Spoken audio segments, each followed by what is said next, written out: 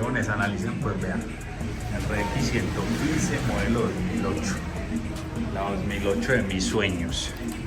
Si usted me pregunta a mí, a León Sánchez, ¿qué prefiere, una MT-09 o una RX 115 de 40 millones?